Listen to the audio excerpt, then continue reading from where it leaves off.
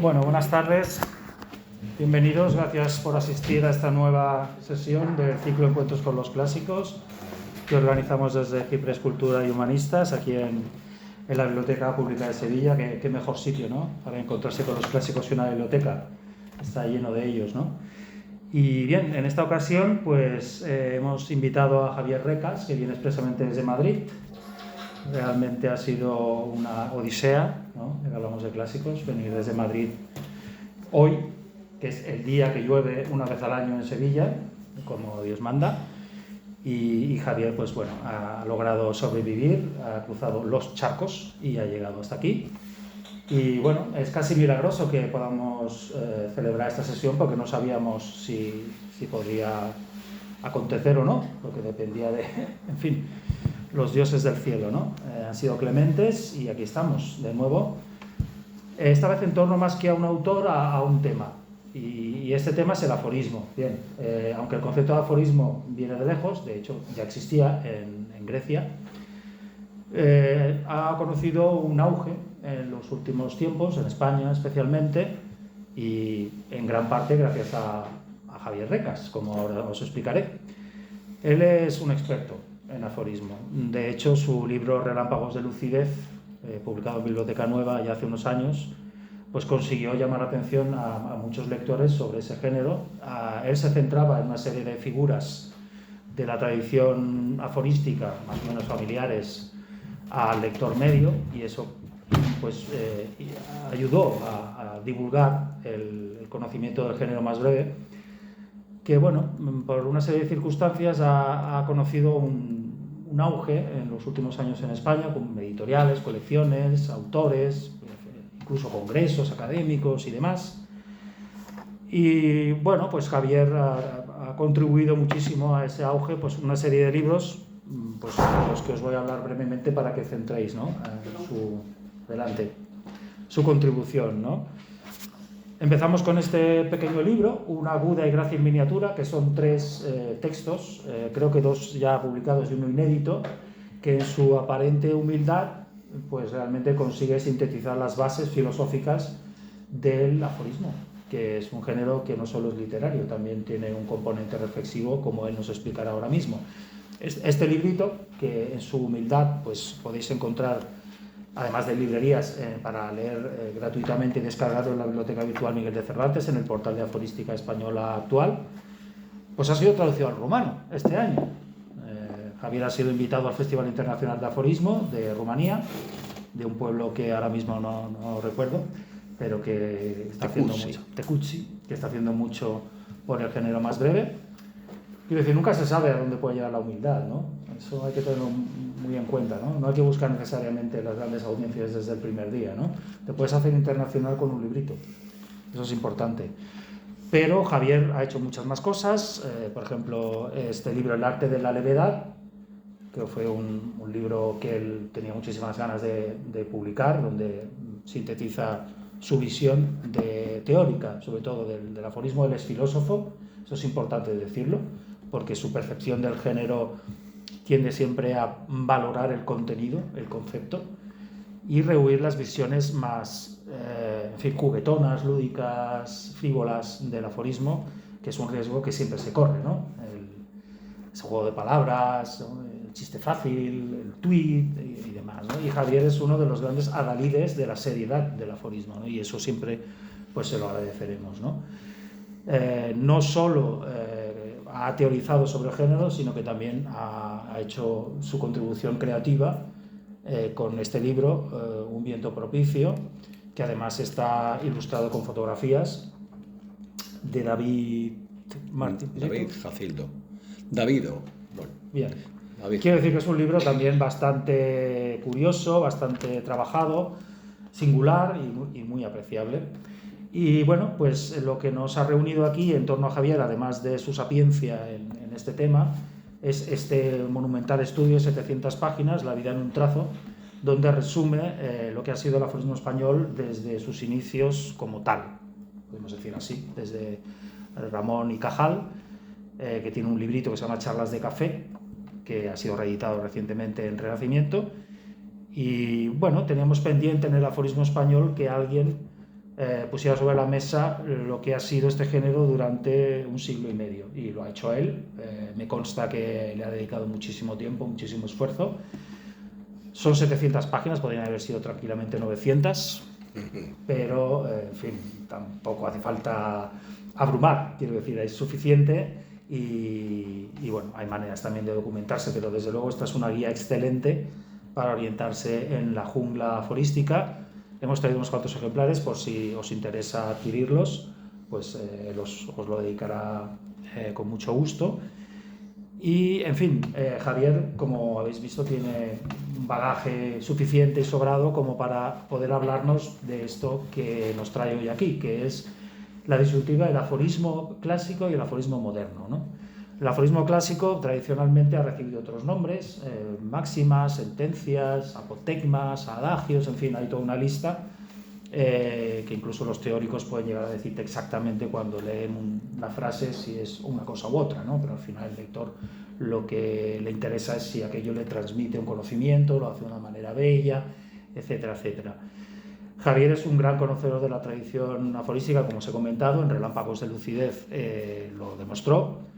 Además ha hecho pues, una edición de los aforismos del pobre Ricardo, pobre Richard, de Benjamin Franklin, por primera vez en España los hemos traducido. Él lo tradujo del inglés y con un estudio introductorio. Quiero decir que él sabe perfectamente lo que es un aforismo clásico, pero también conoce el aforismo moderno, y él nos hablará ahora de cuáles son las características de cada uno de esos idiomas específicos del aforismo, porque hay una serie de cosas que encontramos en los clásicos que ya no encontramos en los modernos, o si las encontramos a lo mejor no son de la misma manera. Entonces yo entendí que podía ser una buena ocasión para ver el legado clásico desde otra perspectiva, ¿no?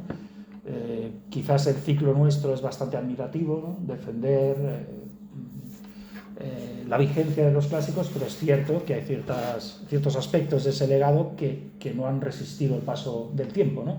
Hemos envejecido como cultura, vamos a decir así. Hemos aprendido cosas y otras las hemos olvidado. Entonces, bueno, Javier nos va a hablar de ese contraste, de esa dialéctica incluso entre ambos aforismos.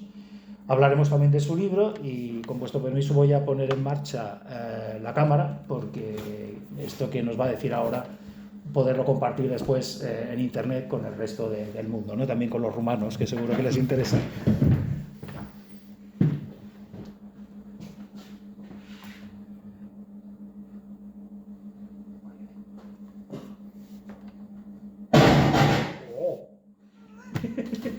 Ya no tocamos nada más. Qué sensibilidad. Perdón.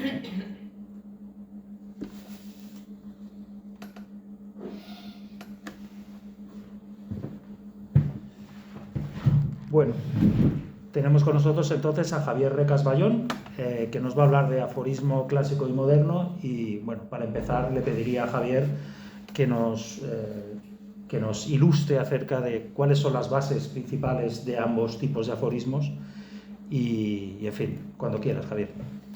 Pues muchas gracias, José Luis, por tu invitación, por tu presentación, y sobre todo gracias a todos vosotros por venir el día. Vamos, yo no daba nada por poder celebrar esta reunión y la verdad es que me ha caído toda esta mañana y anoche en Sevilla, ¿verdad?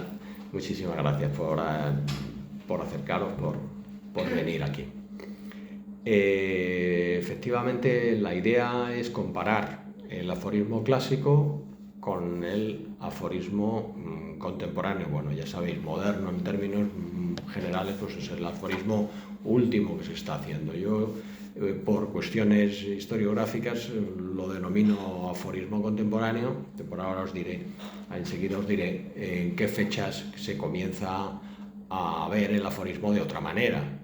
El aforismo, como ya se ha dicho, es una forma de expresión muy, muy antigua, tanto en Oriente, Lao Tse, Confucio, como en Occidente, Heráclito, Hipócrates, que fue seguramente el primero que tenemos noticia que utiliza esa expresión, aforismoi, los aforismos o definiciones, caracterizaciones que pueden ser útiles para transmitir una serie de ideas. Ahora, bueno, yo, claro, tampoco voy a dedicarme a hacer un análisis conceptual de esos aforismos antiguos. Es verdad que durante muchísimos siglos han adoptado una serie de terminología o una serie de conceptos diversos, y también es muy curioso, depende de los países, ¿no?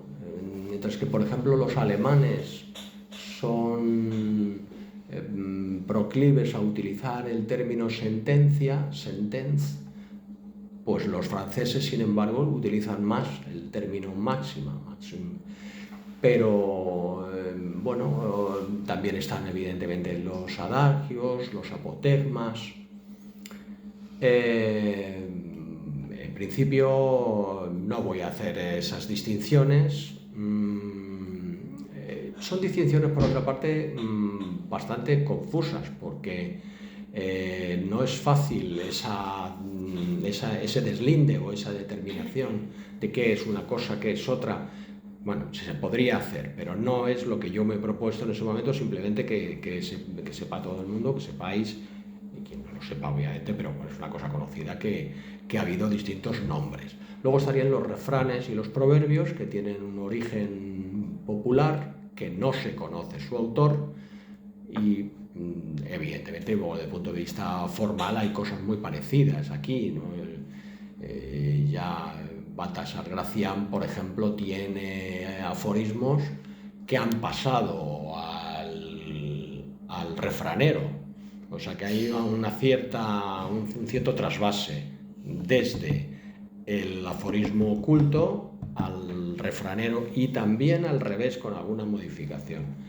Bueno, así que simplemente decir que es un tipo de expresión muy antigua, y que cuando cambia todo, cuando se produce un viraje en el aforismo, pues de una manera consolidada a partir del siglo XIX con el romanticismo. Aunque tengo que hacer un par de consideraciones o salvedades. La primera es que el aforismo que vamos a denominar clásico sigue existiendo ahora. O sea, se sigue haciendo aforismo al estilo clásico por parte de aforistas actuales. Y una segunda consideración sería la de que hay también que tener en cuenta que el momento histórico que acabo de marcar, el romanticismo, tampoco podemos tomarlo como un absoluto. Bueno, en historia hay pocos absolutos. Entonces, decir, ¿cuándo empieza tal cosa? Bueno, evidentemente se puede decir cuando empieza la Revolución Francesa, pero ¿cuándo se puede considerar que ya tenemos un aforismo distinto, un aforismo moderno o contemporáneo? Bueno, sí es verdad que el romanticismo, por cuestiones que ahora voy a comentar, impulsan una nueva manera de pensar y escribir la forma breve, pero también antes existían aforistas que tenían un planteamiento o una forma de trabajar la expresión breve, pues muy al estilo actual. Y yo simplemente voy a mencionar a dos. Uno, pues, fue Michel de Montaigne. Con los ensayos de Michel de Montaigne nos encontramos con un montón de frases, de aforismos que tienen unas características marcadamente actuales. Y el caso de Lichtenberg, de Georg Lichtenberg, también. El alemán Lichtenberg encontramos nos encontramos con aforismos que, bueno, pues si te tapan el nombre, no lo has leído, bueno, pues esto es actualísimo. Entonces, bueno, con esas dos salvedades que yo quiero remarcar, voy a defender que el aforismo contemporáneo comienza en el romanticismo en el siglo XIX. Ya digo, con todo la diferencia que podemos ver, ahora vamos a ir viéndola frente al clásico. Voy a ir haciendo como una contraposición, pero tengas en cuenta que esa contraposición no quiere en absoluto menoscabar el aforismo clásico, simplemente decir que hoy en día no escribimos aforismos igual que se escribían en otro tiempo, porque esto también pasa con la novela, pasa con la poesía y pasa con todo, ¿no? Entonces, bueno, el movimiento romántico todavía no escribe aforismos en sentido estricto. La mayor parte de sus autores escriben sobre todo fragmentos, pero defienden una serie de características para el fragmento.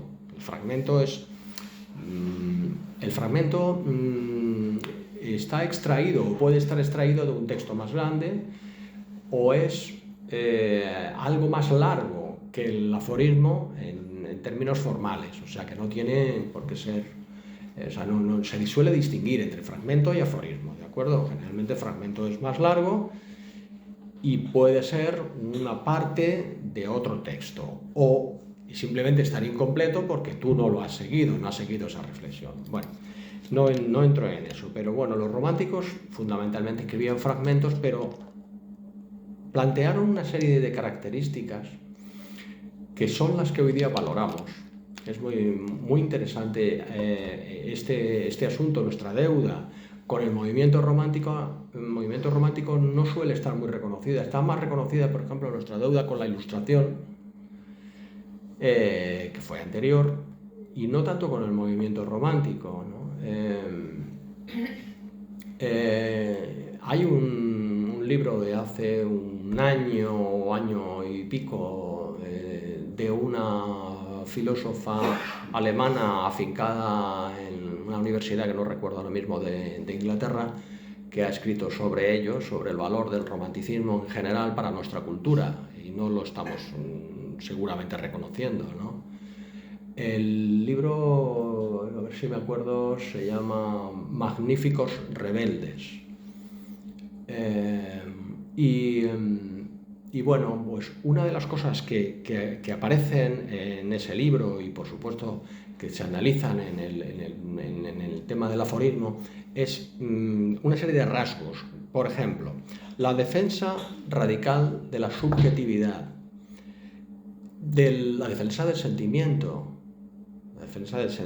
la poetización de lo real, la idea de que lo real puede ser percibido desde un punto de vista poético, el sentido de la fragmentariedad de nuestra experiencia del mundo no es una experiencia hecha, acabada, sino siempre la tenemos de una manera fragmentada, nunca tenemos una visión global o sintética de las cosas.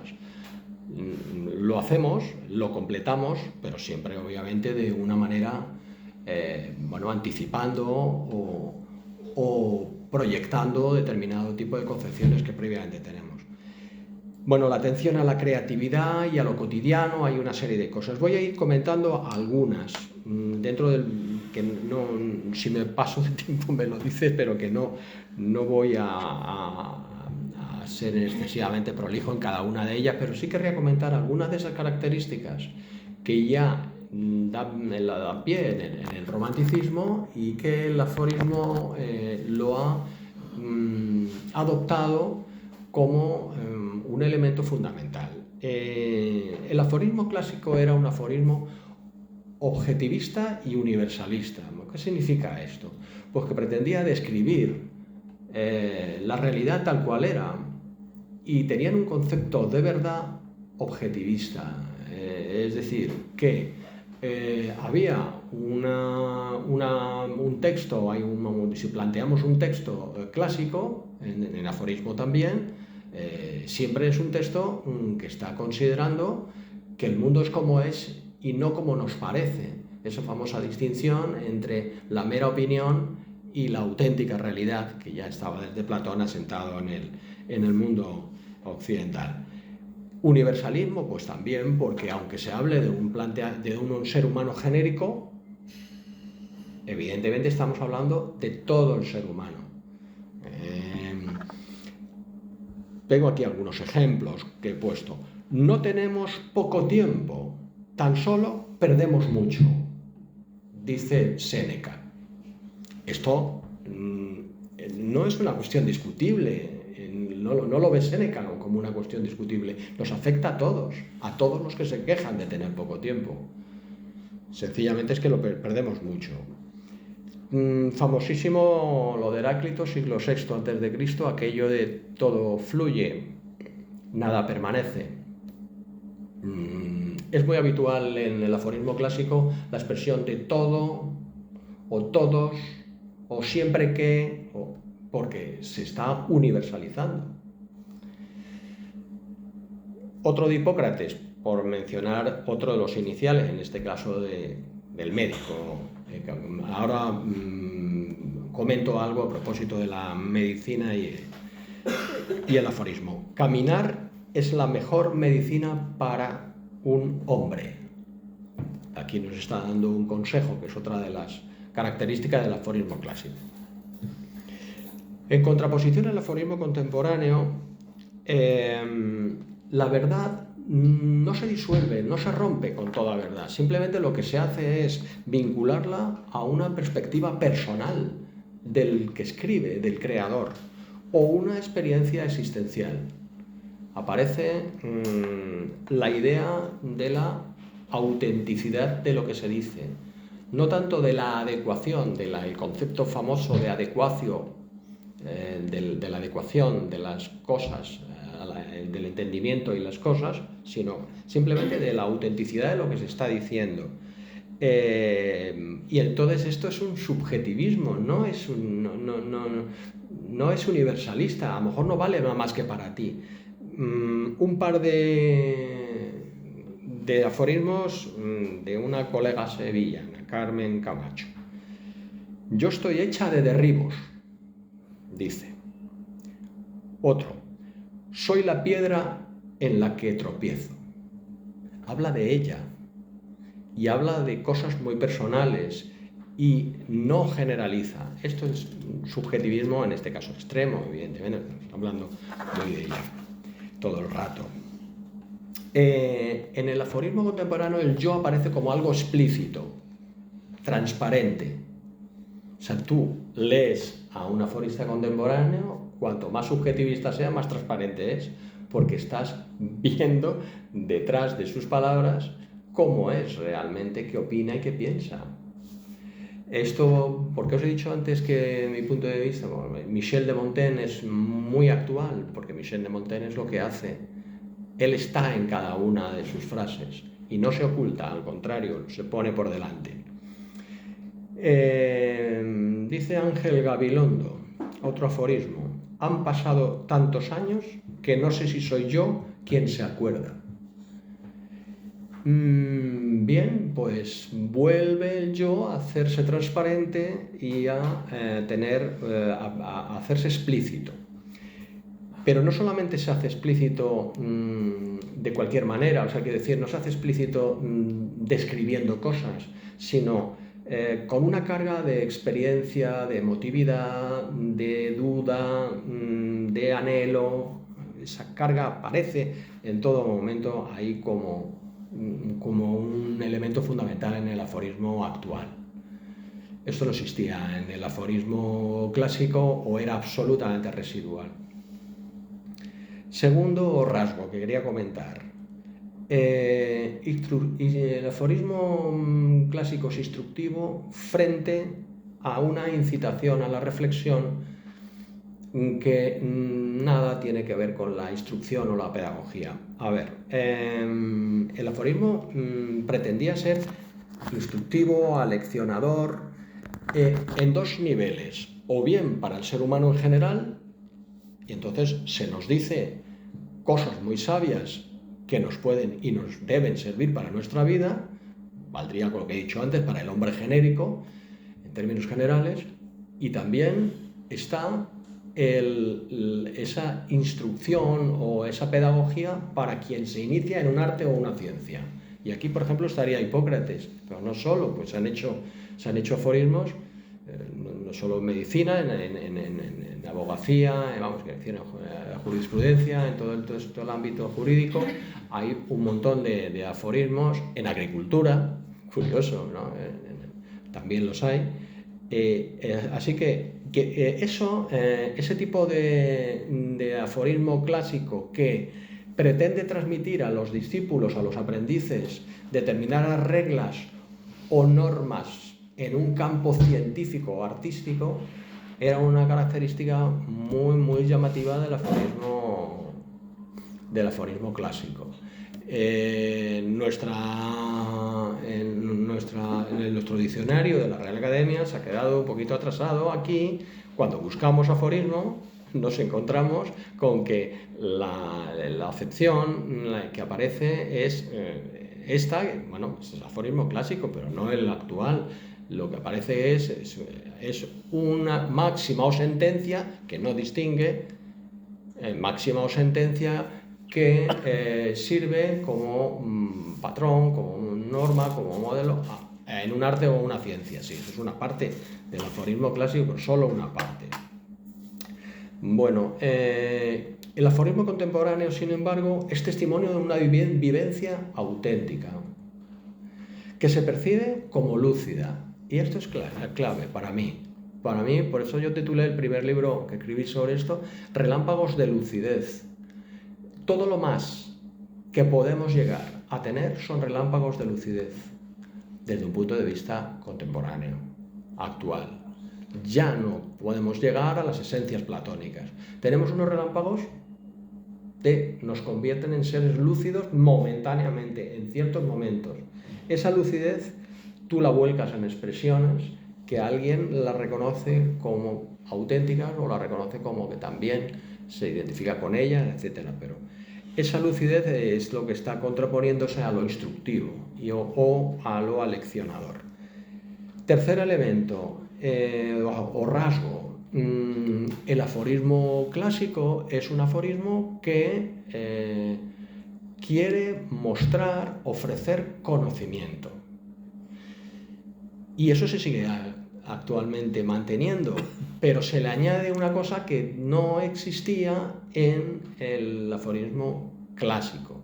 Sí existía en Michel de Montaigne, por cierto, que es la idea de ser expresión del autoconocimiento. No solamente conocimiento, también autoconocimiento. Que el aforismo sirve para conocerse a sí mismo, a uno mismo.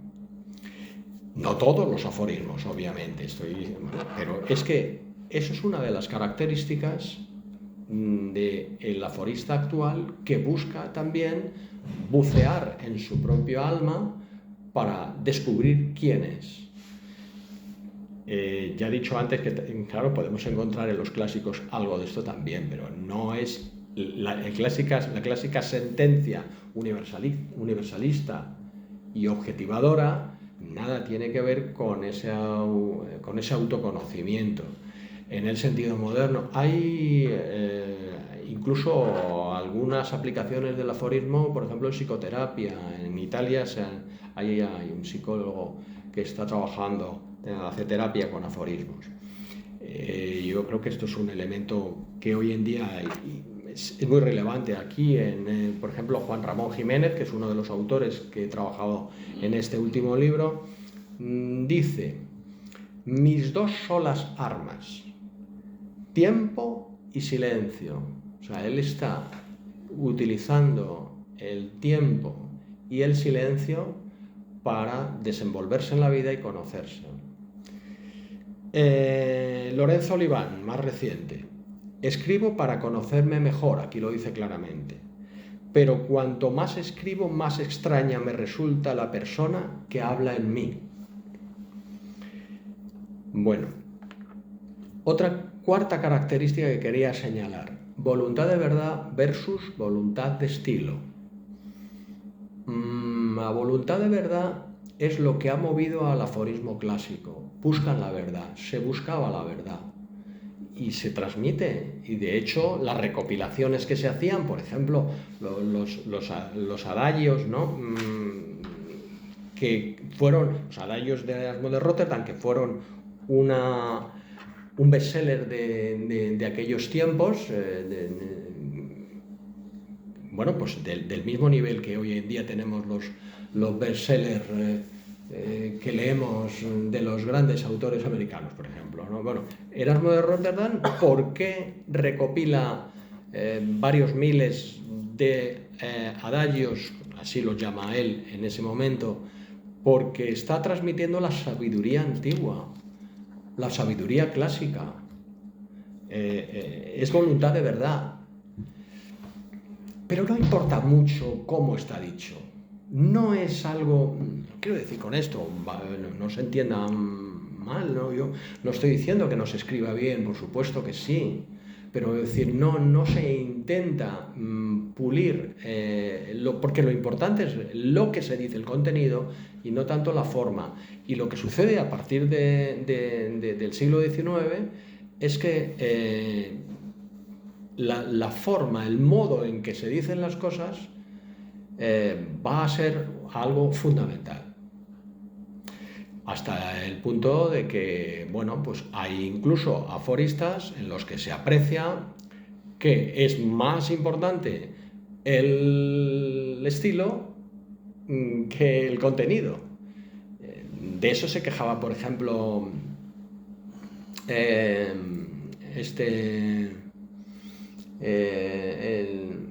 Umberto Eco. Umberto Eco decía, es que ahora mismo se ha sustituido la verdad por el estilo. No se ha sustituido, pero es cierto que, bueno, hay ciertas tendencias que me parece excesivo decir que se ha sustituido, pero sí tiene mucha prevalencia, muchísima prevalencia.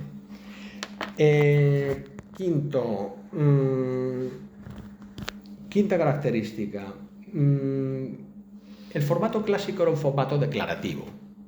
¿Qué entiendo por un formato declarativo? Aquel en el que el contenido de lo que se dice puede ser decidido en términos de verdad o falsedad. En lógica decimos la decisión, la capacidad de decisión veritativa, es decir, bueno, en qué sentido podemos nosotros determinar si algo es verdadero o es falso. Entonces, solamente es decidible en términos de verdad o falsedad una afirmación o una negación, pero no es, desde el punto de, no tiene valor lógico un imperativo, una oración desiderativa, un interrogante. Todo esto no entraría dentro de la lógica. Nadie puede decir, ante la pregunta de ¿qué tiempo hará mañana?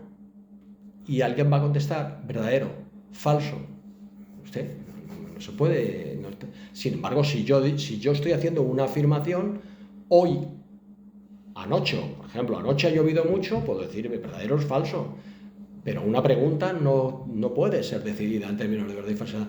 Eso es lo que está ahora mismo sucediendo con el aforismo contemporáneo. Es decir, que solamente una parte son aforismos declarativos en los que se dice todos los X son Y, o algunos X son Y, o tal cual. Pero no, que te encuentras con que la mayoría son aforismos de formato expresivo. ¿Qué formatos expresivos tenemos? Pues las interrogantes, las emociones, las oraciones imperativas, exclamativas.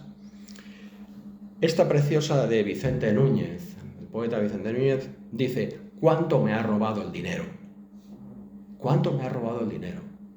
Es una exclamación.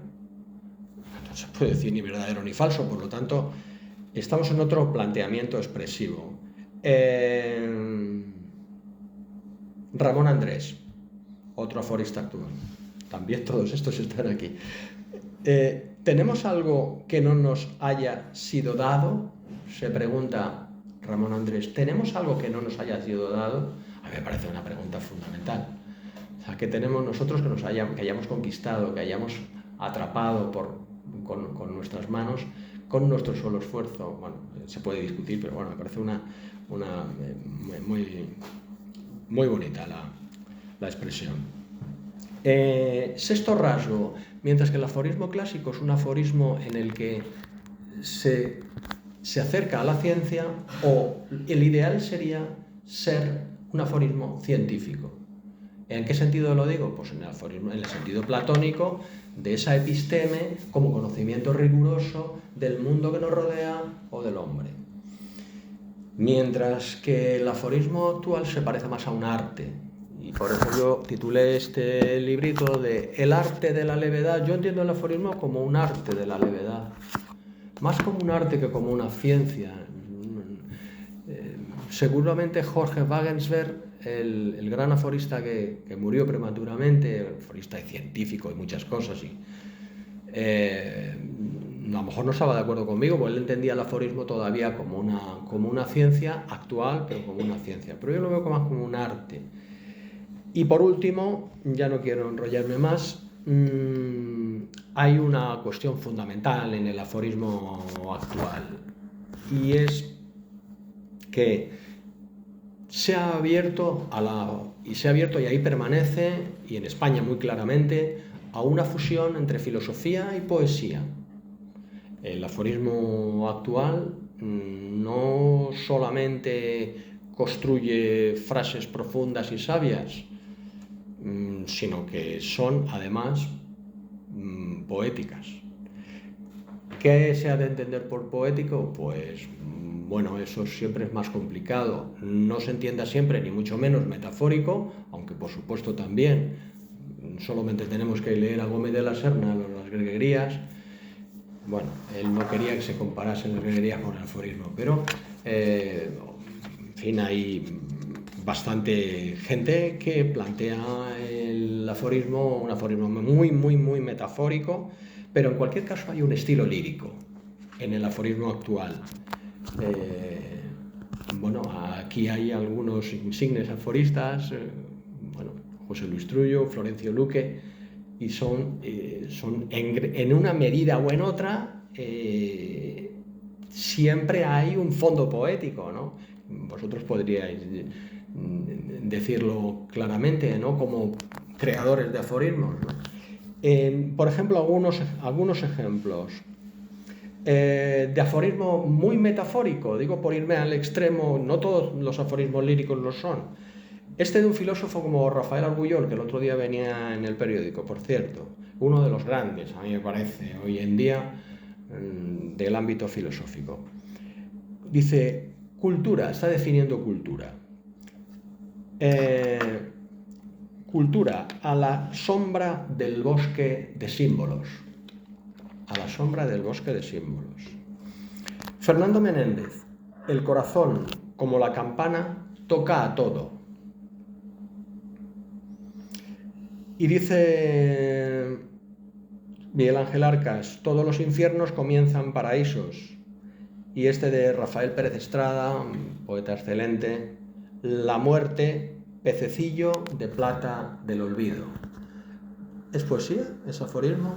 Son las dos cosas, desde mi punto de vista. Es un aforismo precioso en el que si uno lo analiza, pues se da cuenta de que dice mucho sobre la muerte y sobre el sentimiento que le acompaña. Pues eso es lo que os quería contar sobre, así un poco apresurado, sobre la contraposición entre aforismo clásico y aforismo contemporáneo. Muchas gracias.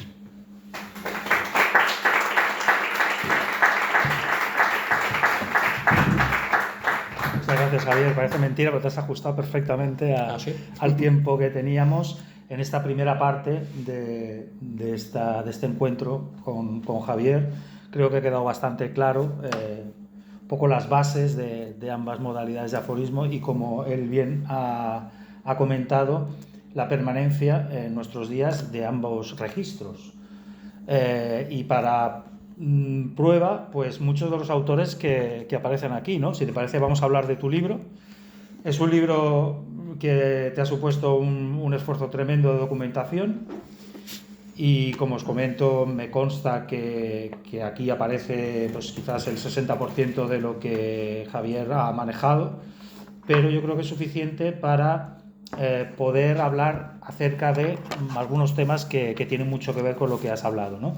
Por ejemplo, a mí me llama mucho la atención que hoy en día, siendo cierto lo que tú dices, la primacía del yo, incluso la ironía, lo subjetivo, lo emotivo y demás, todavía es posible encontrar incluso en el mismo autor y en el mismo libro, ¿no? Aunque hay algunos aforistas que tienden más que otros, pero que el aforista actual no se priva de nada, es decir, que se permite quizás esas divagaciones más líricas, evocadoras, pero si en un momento determinado tiene ese relámpago de lucidez que le transmite una máxima que podía haber escrito un autor del siglo IV a.C., también la escribe.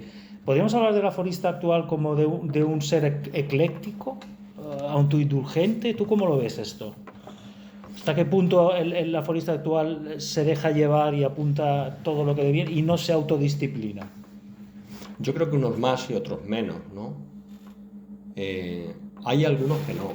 Hay algunos que son muy marcadamente líricos y de ahí no salen, de ese registro no salen. Es verdad que no son muchos, pero hay algunos que no salen de ahí. No lo valoro, quiero decir que no considero que sea negativo el que no salgan de ahí, son poetas, ejercen de ello y hacen poesía cuando escriben aforismos también. Pero sí es cierto que la inmensa mayoría de los aforistas, pues te encuentras que asumen toda la tradición y al final, yo podía haber dicho antes, no, es que ya no se escriben sentencias. A veces lo he dicho y no quería, yo ya no lo digo porque es que hay que matizar mucho. No se escriben sentencias en el sentido de que esto no es algo que sea el patrón tal, pero sí, seguimos encontrando sentencias en las que el aforista escribe pontificando, diciendo, esto es así, no de otra manera. Objetivista y universalista.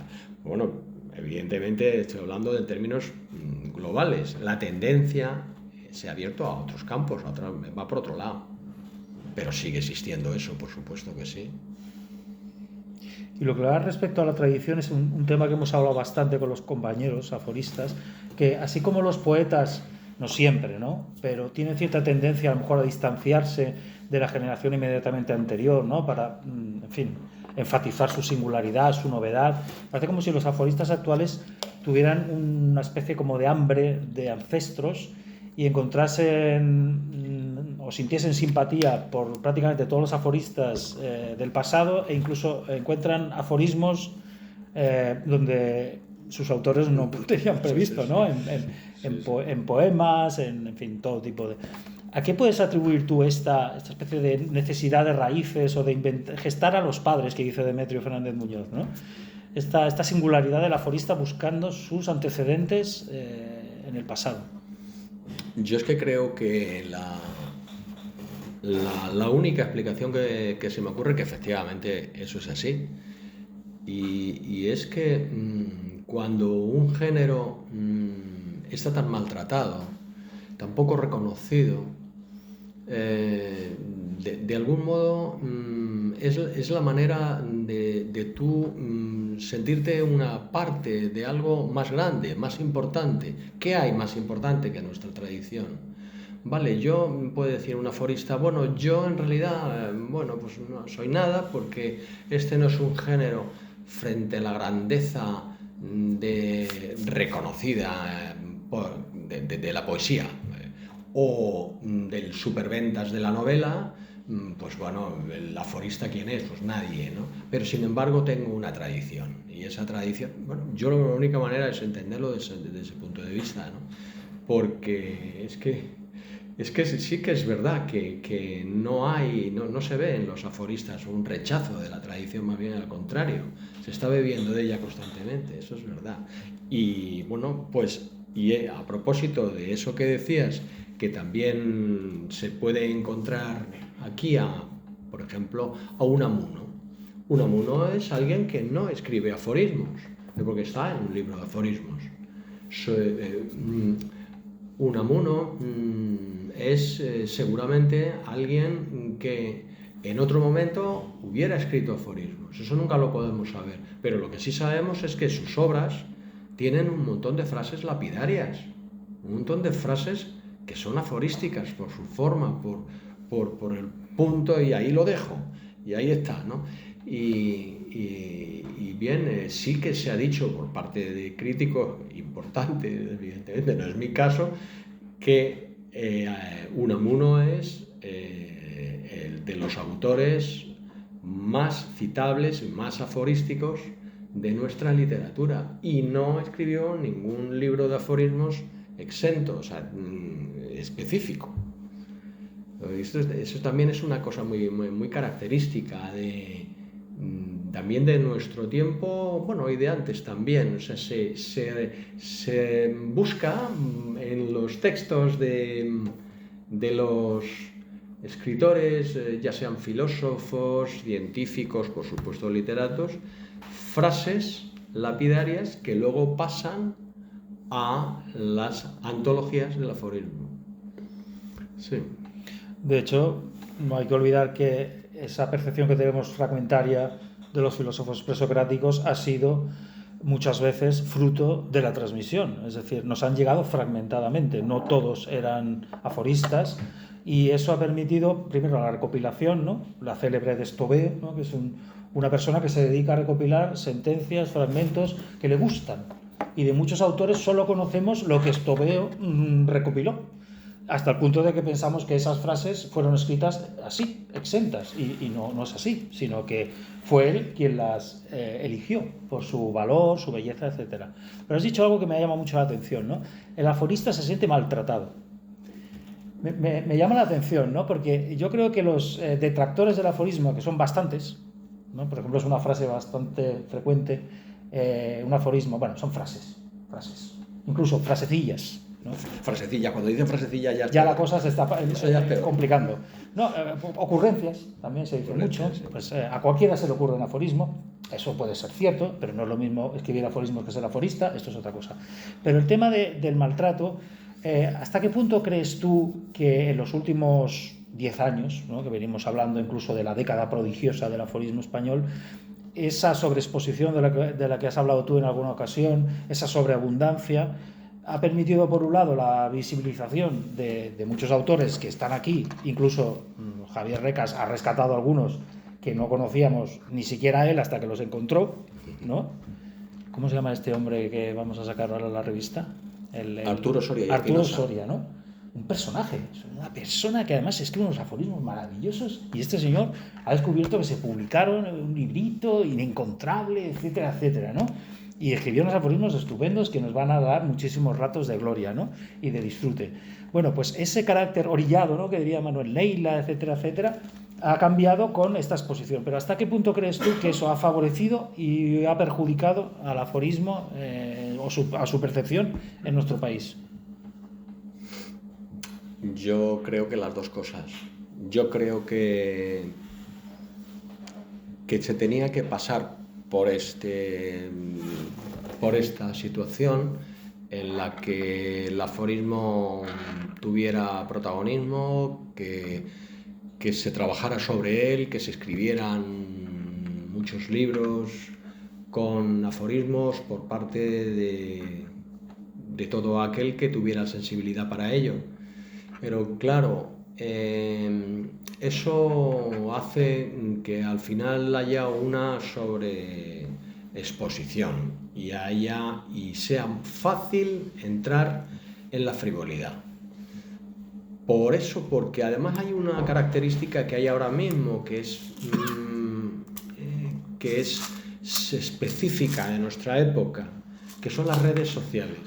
Entonces, las redes sociales, claro, ya no lo encontramos ahí. Por un lado, favorece el que se transmita lo que uno escribe.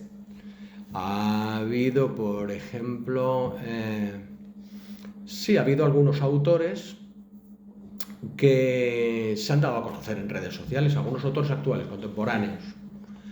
Igual que decir, bueno, ¿eso lo podemos considerar negativo? No, a mí me parece bien que la gente se le conozca en redes sociales y tal.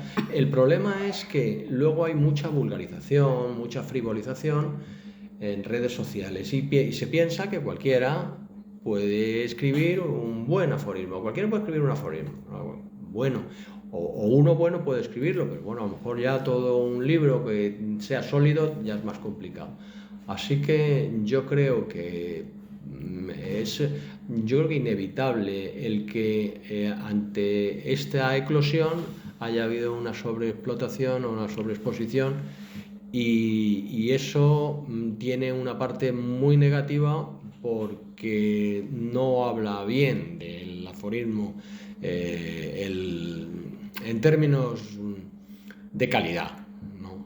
Pero yo no sé si hay eso una solución para eso, simplemente es que es lo que hay, es que las redes mandan y lo que tocan pues lo ensucian, la verdad, pero bueno. Y ya una última pregunta antes de dar paso a la audiencia o al público. Hablas tú pues de ese proceso un poco de combustión, ¿no?, en el que podía entrar el aforismo por un cierto abuso, a lo mejor por parte de, no sé, incluso de ciertos autores que parecen que se sienten compelidos a publicar aforismos cada año, aunque pues la calidad no sea muy suficiente. Pero ¿qué expectativas de futuro ves tú y qué retos tiene que superar el aforismo para dejar atrás esta fase, en fin, incandescente, y se normalice en el mejor sentido de la palabra? Es decir, sea aceptado como un género más, en el mejor sentido de la palabra, centrifugue a todos esos oportunistas que se han subido al carro. Yo es algo que suelo decir, puede sonar mal, pero es verdad que ha habido mucho oportunismo, incluso por parte de editoriales. Es decir, que todo lo que se ha hecho cuaje, se asiente y sirva para que el aforismo en adelante pueda gozar de un aprecio suficiente, sin pagar el precio de estar siempre teniendo que demostrar que efectivamente está a la altura del resto de los géneros. Es que es complicado porque yo no sé cómo se va a jugar mañana y pasado mañana al boom del aforismo en España. Está claro que lo ha habido y quizá todavía estemos ahí, aunque está bajando, pero ¿cómo se va a valorar eso? Pues supongo que, como siempre, con un filtro, el filtro del tiempo. No sabemos qué va a determinar el tiempo y la valoración histórica de lo que hoy en día tenemos aquí. Bueno, yo he querido contribuir en hacer aquí hay dos partes en el libro. Hay también, que solo no lo había dicho y quería decirlo, hay una parte del aforismo de los aforistas más clásicos, que son pues la generación del 98, generación del 27, en términos poéticos. Yo no utilizo el término generación porque no se sostiene en el aforismo, pero para que nos entendamos.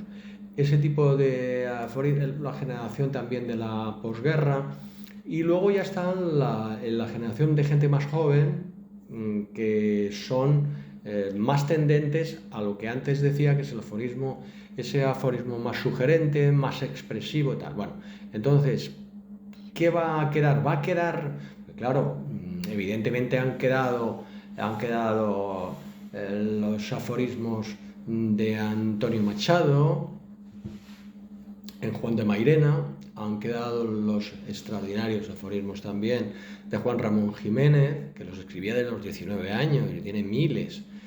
En fin, todo eso ha quedado. Ahora, de lo más actual que va a quedar, no sé. Yo lo que sí creo que debería... Hay algunas cosas que me gustaría que ocurrieran, ¿no? Por ejemplo, bueno, algunas objetivas. a mí me parece que las universidades deben incluir en sus programas de aforismo. Esto se puede hacer en literatura, en filosofía, desde luego. También se puede hacer en otras facultades, en otros campos del saber. Eso yo creo que es fundamental, porque de esa manera las nuevas generaciones tendrán un conocimiento bastante preciso de lo que hay en ese género, que es un género literario como otros. Lo único que es, para mí, el género literario menor. Si se mira por muchos motivos lo es, pero es un género. Y luego, por otro lado, también, ya de una vez, que la Real Academia se tome en serio este asunto con el término aforista, que se está, parece ser, en camino, pero el concepto aforismo, acercaros al diccionario, que lo habréis hecho ya, pues es una manera de hablar, pero perdonadme, es decir, te acercas al diccionario, aforismo, y te encuentras con una definición muy, muy clásica y muy antigua que solamente abarca a un determinado aforismo. Pues eso también me gustaría que se cambiara. Y desde el punto de vista más subjetivo, porque eso es bastante objetivo, eso se puede ver y se podrá hacer, digo yo, en algún momento. Y desde el punto de vista más subjetivo, a mí me gustaría que se publicara menos y se seleccionara más lo que se publica. O sea que parece que hay muchísimas cosas. No voy a ser yo el censor, voy a decir, mira, yo tú no. Pero cada uno decir, bueno, pues hombre, es que, no sé, no voy a decir nombres, pero es que hay algunos libros, incluso algunos escritos por encargo, y dices, bueno, pues esto tal, y aquí hay un montón de... Oye, hay buenas cosas aquí, sí, aquí hay buenas cosas. Pero es que, joder, es que sobran la mitad. Pero bueno, eso es muy subjetivo. O sea, no sé. Me parece que tus deseos se están haciendo realidad, porque en los últimos meses hemos conocido que varias de las colecciones que empezaron hace ahora 10, 15 años van a dejar de publicar aforismos, con lo cual esa dieta se va a producir de manera natural, y los libros que lleguen a aparecer pues será porque se lo han ganado. No digo que no sea así en casos anteriores. De todas maneras, sí me llama la atención una cosa, que se ponga tanto énfasis hace poco, ¿no? En un artículo, en una entrevista, aparecía por enésima vez la afirmación de que se publican muchos libros de aforismos. Si realmente comparamos el volumen de libros de aforismos que se publican con cualquier otro género, no es nada. O sea, realmente yo creo que al final lo que pasa es que molesta que se publiquen libros de aforismo. No sé por qué. Bueno, tengo mis teorías, pero tampoco es el momento ni el lugar, ¿no?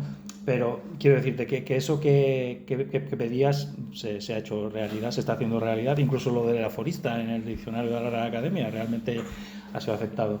A ver si te hacen caso también en lo demás. Bueno, pues es el momento para que lo que queráis comentarle a Javier, aprovechéis que ha venido desde Madrid.